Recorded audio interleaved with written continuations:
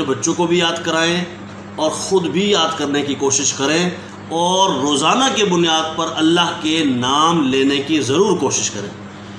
آپ کو شاید میں نے پہلے بھی بتایا ہو کہ ایک مرتبہ شیخ شبلی رحمۃ اللہ تعالیٰ علیہ، جو بہت بڑے بزرگ گزرے، وہ جو مولانا شبلی ہے اس کی بات نہیں ہو رہی، شیخ شبلی رحمۃ اللہ علیہ، آپ اللہ کے نام کی برکات بتا رہے تھے، تو ابو علی سینا ایک بہت بڑا فلاسفر گزرا ہے، فلسفی تھا، وہ وہاں مجلس میں موجود تھا۔ آپ نے فرمایا اللہ اللہ کیا کرو، اس سے بڑا اثر ہوتا ہے، تمہاری زندگیوں میں بڑی برکتیں ملتی ہیں۔ تو وہ ابو علی سینا کھڑے ہو گئے، انہوں نے کہا حضور ایک عرض کرنی ہے۔ کہا بولیے۔ کہا یہ اللہ اللہ کہنے سے کیا ہوگا؟ آپ کی بات مجھے سمجھ نہیں آئی، آپ کہتے ہیں اللہ اللہ اللہ اللہ کہو بڑا اثر ہوگا۔ تو میں ایک فلسفی ہوں، میرے ذہن میں یہ بات نہیں آ رہی ہے۔ دیکھیں آگ ہے، اس کو میں 100 مرتبہ کہوں آگ آگ آگ تو آگ لگ جائے گی؟ نہیں۔ اسی طرح میں کہوں پانی پانی پانی پانی 100 مرتبہ کہوں، لاکھ مرتبہ، پیاس بجھ جائے گی؟ نہیں۔ تو اللہ اللہ اللہ کہنے سے کیسے پیاس بجھے گی؟ ایمانی، ایقانی، عملی۔ تو کیسے ہم جو ہے اس سے اثر لیں گے جبکہ نام میں کچھ اثر نہیں ہوتا؟ ہاں ذات میں اثر ہوتا ہے، جیسے آگ موجود ہو تو لگ جائے گی، پانی موجود ہو تو پیاس بجھ جائے گی، اسی طریقے سے اللہ تبارک و تعالیٰ کی ذات میں اثر ہے، نام میں کچھ نہیں۔ آپ مسکرا پڑے، مسکرا کے جو جواب دیا وہ لاکھ جوابوں کا ایک جواب تھا۔ اللہ والے پھر جواب بھی ایسے ہی دیتے ہیں۔ آپ نے فرمایا تو گدھا ہے، تم سے کیا بات کرنی، تو گدھا ہے۔ بس اتنی بات کی تو وہ آگ بگولا ہو گئے، لال سرخ چہرہ ہو گیا اور غصے میں تڑپ اٹھے، کہنے لگے حضور آپ شیخ ہیں، آپ پیر ہیں، آپ بڑے ہیں، آپ استاد ہیں، عجیب آدمی ہیں، آپ نے اس طرح کی بات کی، آپ مجھے گدھا کہہ رہے ہیں؟ میں دیکھو گدھے کا نام لیا تو کتنا اثر ہوا ہے تمہارے اوپر، میں نے گدھا کہا ہے تمہیں تو کتنا اثر ہوا کہ تم تل ملا اٹھے، چہرہ لال سرخ ہو گیا، غصہ آ گیا تمہیں۔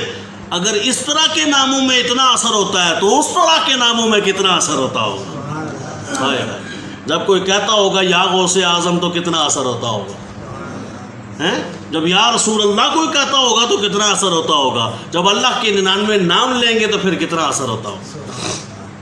تو اللہ اللہ ذکر کرنا اور یہ 99 نام یاد کرنا اور یہ اللہ کے ذکر کو جاری رکھنا، یہ بہت اہم کام ہے اور اس سے بڑا ثواب ملتا ہے، اور نہ صرف ثواب ملتا ہے سواد بھی ملتا ہے۔ کیوں؟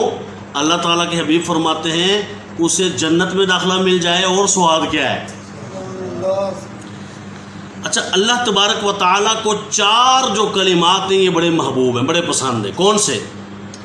سبحان اللہ نمبر 1، والحمد للہ نمبر 2، ولا الہ الا اللہ نمبر 3، اور نمبر 4 اللہ اکبر۔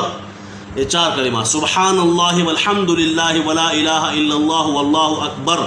ایک روایت میں ایک حدیث میں نے پڑھا کہ صحابہ کرام علیہم رضوان ہر فرض نماز کے بعد جو ہی السلام علیکم ہوتا نا، السلام علیکم ورحمۃ اللہ، السلام علیکم ورحمۃ اللہ، جیسے ہم بھی نماز پڑھتے ہیں امام صاحب سلام پھیرتے ہیں، تو ہر فرض نماز کے بعد صحابہ یہ فرمایا کرتے تھے اونچی آواز میں، سبحان اللہ والحمد للہ ولا الہ الا اللہ واللہ اکبر۔ اچھا ایک اور حدیث پاک بھی یہاں آپ کو سنا دیتا ہوں، حضور نے فرمایا افضل الذکر لا الہ الا اللہ وافضل الدعاء الحمد للہ۔ افضل ذکر کون سا ہے؟ بولیے سارے، لا الہ الا اللہ، اور افضل دعا الحمد للہ۔ ہمارے بزرگوں نے کہا کہ یہ لمبے کلمات ہیں، اس کے ساتھ اور بھی ہیں کہ بھائی صحابہ کرام پڑھا کرتے تھے سبحان اللہ والحمد للہ ولا الہ الا اللہ واللہ اکبر، سارے کلمات، تو ان سارے کلمات میں ہے ولا الہ الا اللہ، لا الہ الا اللہ کیا ہے؟ لا الہ الا اللہ، یہ جو تیسرا کلمہ لا الہ الا اللہ۔ تو چلو اس طرح کرتے ہیں کہ افضل الذکر لا الہ الا اللہ ہے، تو باقی کلمات کی جگہ یہی افضل پڑھ لیتے ہیں، لا الہ الا اللہ۔ ہم پڑھتے ہیں کہ نہیں پڑھتے ہوتے؟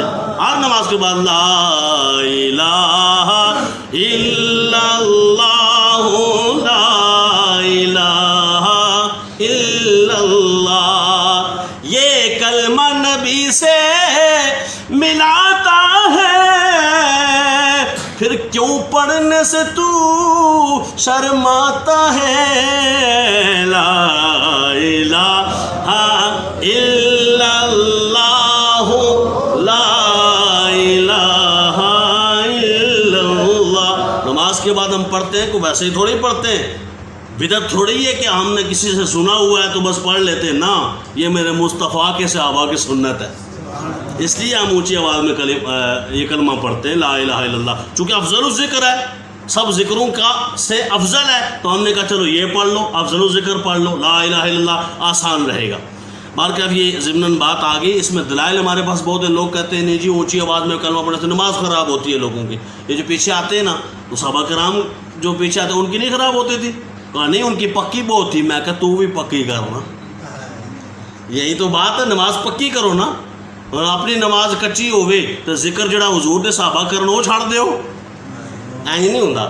لیکن یہ ضرور ہے، اعلیٰ حضرت فاضل بریلوی رحمۃ اللہ تعالیٰ نے بھی فتاوی رضویہ میں لکھا ہے کہ اگر نماز لوگ جو باقی جو مسبوق ہو، جن کی رکعتیں رہ جاتی ہیں، وہ نماز پڑھنے والے کھڑے ہو جائیں، تو پھر آپ کو چاہیے کہ آپ دو آنکھیں، ایک آنکھ آپ کا ہے کہ آپ نے کلمہ پڑھنا ہے، چونکہ یہ فرض نہیں ہے پڑھنا، واجب نہیں ہے، اور سنت ہے، لیکن سنت نافلہ ہے، نفل سنت ہے، بھئی اس پر تاکید نہیں ہے، اونچی آواز سے کلمہ پڑھو تو ثواب ہے، نہ پڑھو تو گناہ نہیں ہے۔ تو فرمایا یہ تمہارا حق ہے کہ تم اس سنت پہ عمل کرو، پڑھو اونچی آواز سے کلمہ، لیکن اس کا بھی ایک حق ہے جس کی نماز رہ گئی ہے، چونکہ وہ زمانہ نہ رہا جو صحابہ کا تھا، تو ہم ایمان میں اس طرح مضبوط یا عمل میں اس طرح مضبوط نہیں ہے، لہذا آج اس بندے کا خیال کرتے ہوئے اگر وہ نماز پڑھ رہا ہے، تم اپنا حق روک لو، اس کو اپنا حق ادا کرنے دو۔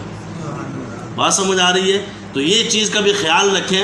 میں یہاں پہ یہ سمجھتا ہوں کہ جتنے باقی مسبوق ہوں ان کے لیے یہ ہے کہ وہ خود اپنی نماز بڑی پکی کریں، اور ہم جو پڑھنے والے ہیں اگر وہ لوگ موجود ہوں تو تھوڑا آہستہ پڑھ لیں تاکہ ان کی نماز میں خلل واقع نہ ہو۔ اللہ کریم ہمیں عمل کی توفیق عطا فرمائے۔ بارکر دن بھر میں جو بندہ سبحان اللہ و بحمدہ 100 مرتبہ پڑھے تو اس کو کیا اجر ملتا ہے؟ 100 مرتبہ کون سا کلمہ؟